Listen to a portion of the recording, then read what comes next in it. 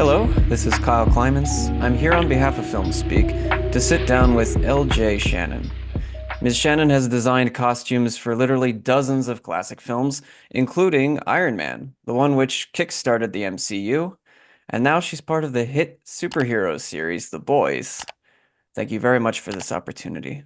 Oh, it's my pleasure, Kyle. Thanks for giving us some time to talk about our Vought cinematic universe and our shows. We love what we do. First of all, this series is based on a celebrated comic strip. And like with any adaptation process, there are significant changes that were made. So, kind of a two-pronged question to start. Besides the comics, was there any other source of inspiration that you drew from? And how much creative freedom did you personally have? That's a great question. We did a deep dive into the comics. It's always important to make sure that you familiarize yourself with the characters that the existing fans, are familiar with, while also having an eye on how to extract aspects of those characters, but also give our own visual voice to our show that's specific to our stories and the sort of grounded sort of gravitas that we were wanting to give our show and the characters within. So it's always like it's my favorite. I almost said it's my favorite part of the process, but honestly, that's not fair to say because I love every part of my job.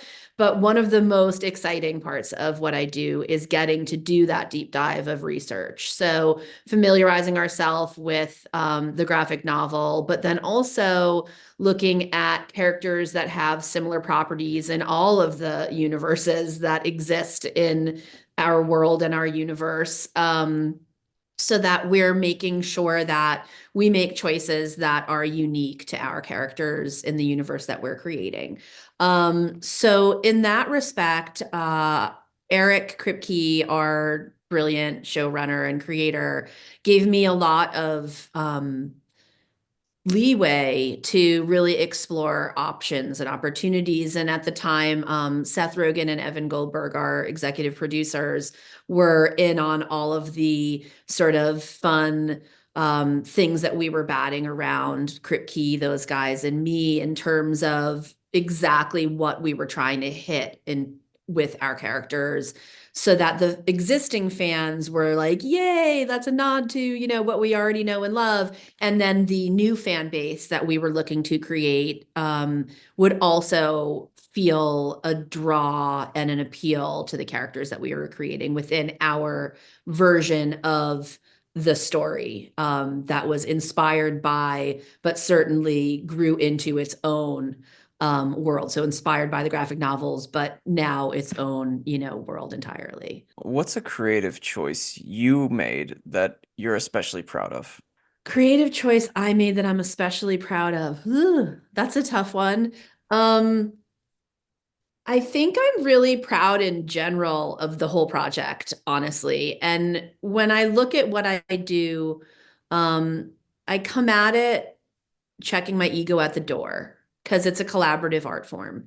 So I'm very proud of the work that my team and I have done as one aspect of this collaborative family that we have on the boys, starting with Kripke and flowing through each and every one of not only the department heads who bring their vision and bring the vision that Kripke has to life, but also all of the directors and producers and teams that make all of this magic happen. It's truly a group effort. So I would have to say that if I were to say what I'm most proud of, it's just being a part of that team, to be perfectly honest, because I think that when you look at what we've done collaboratively, it's such a love fest. Like like Jeff Mossa, who's our production designer, um, he and I are constantly having to info share and share visuals, which we have to do in very secure ways. And so there's like a lot of, processes that we have to do that info sharing. But what I love about it is that we do, and we are very in sync And Michael Ground, the costume designer, he and I speak on the phone every week and really are constantly, making sure that we're in sync. And it's always a love fest. It's always like, oh my gosh, your stuff is so cool. And oh, it's so great to see that.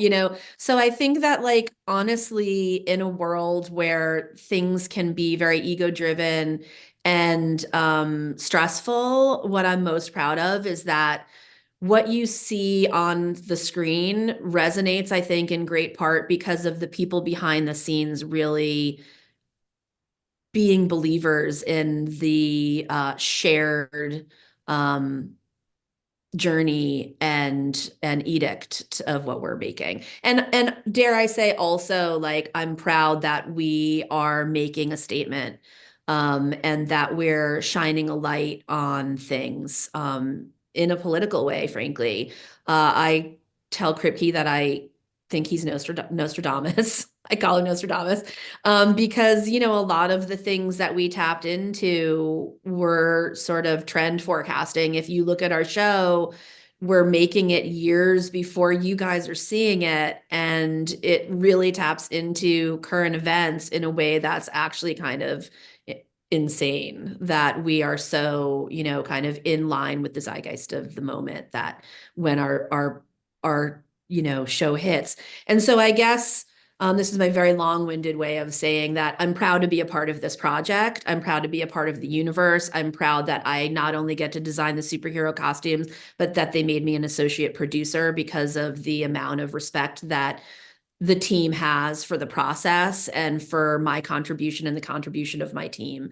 And that just expands in this greater universal kind of, again, love fest of the project. And so I'm proud to be a collaborative member of the overall team and to have a vision for the project, starting from Kripke, that just really resonates with audiences in a way that I think is really important right now, and also cool, and taps into some really fun choices that we've made to have it be visually captivating, but also just captivating. But on the subject of the supersuits, I gotta ask though, which costume was the most difficult to put together, either physically or creatively? I would have to say, and this might be a surprising answer, that probably right out of the gate, the most difficult one was Homelander, because in his simplicity, he had to be really done in a beautiful way that harkened to, like, classic superhero suits that show the rippling muscles. And even though the suit looks the same from season to season, we're constantly keeping up with new technologies and ways of building the suit, that it'll become more comfortable and easy for Ant to wear, since he's in it all the time. So the first generation was done with classic latex muscles that we created by sculpting them on his body form, so that we were enhancing each of his muscle groups very specifically to his exact specifications. And then the fabric of the suit is actually glued onto the muscles to give it that rippling effect. We have since honed in on new ways of constructing muscles that are far more breathable and lightweight. So I think that one, that looks in some ways the most sort of straightforward and simple, has been the one that we've re-engineered the most over the course of 5 seasons. In the third season, you got to design costumes for superheroes in the past as well as in the present in terms of the storyline. So you've got, like, on the one hand, you've got the Seven in the present, and then you've got Payback in the past. How did you tackle that 40-year gap in fashion? That's a great question. And it's a slightly complex answer because the way that I work with Michael Ground, our costume designer, is in early days, Eric will give me storylines so that we know kind of what the scope is for the season upcoming. And then he and I discuss which characters are in, which episodes, and what the design philosophy might be behind each of them. And at that point, I then tap into conversations with Michael where we discuss which characters should fall under my purview and which should fall under his. So there are a few characters that were under his purview in Payback, and a few that were under mine. And usually it comes down to how much time we're going to be seeing them on camera and sort of what their trajectory might be in the future as well. Because as you've seen, we like to weave a lot of our storylines in various episodes, various seasons, and various shows, like in, Vought, sorry, I almost said Vought Rising, which is our new show, but no, in Gen V. So there's a lot of sort of conversations about that. But in terms of dialing back the clock, I mean, that's so much fun. It's so much fun to look back and say, like, okay, so what would we be seeing back, in Nicaragua in season 3? And one of the things that we had to decide was, for instance, Soldier Boy. How does his suit, like, when did his suit get its upgrade? And then when does that become the suit that is the one that he then absconds with later to, wear again? And we made the decision that there was so much great play in Nicaragua that that would be the suit that is the sort of modern suit that he then later steals back and is what he's been wearing in the show. But we did have a 1950s version as well for some of the poster art and things like that you'll catch if you're really paying attention. So it's all just part of the backstory and the meetings and the conversations. But in terms of going back in time and designing things of the period, it's just really fun to do the research, what actually existed in that time period and what we can and should do, and then always sort of trying to elevate it. So where you might look back, for instance, if we were doing something in the 40s or the 50s, like there wouldn't be any Velcro yet because it didn't exist, right? And the suits on the superheroes on TV shows were very comic book driven. And so what fabrics existed then had different sorts of stretch. And so they got away with things that looked just kind of hokey. But our show is reality and it's grounded in reality, right? So we make choices that are outside of what might be the norm of what you would see on a TV show, because the choices we're making are for real characters that actually existed, who had real budgets and a longer timeline to create these suits out of things that existed, but in a way that's just kind of a bit elevated. So, assuming that every new production teaches new lessons, what's the biggest lesson you've learned from your work on The Boys? First of all, I love that question because I always say to my team, like, we're all students of life and there's always room to learn new things. And part of the fun of what we do is it's exploratory and it's innovative, and we do get to go down paths less traveled. So we do end up really figuring out new lessons as we go. This sounds kind of technical, but it is. A lot of the stuff that we learn is the materials that we use, because science, like, honestly, like what I was saying about Homelander's suit just a minute ago, things are constantly changing because of science and because of the world of, other people who are creating the products that we have access to create our suits.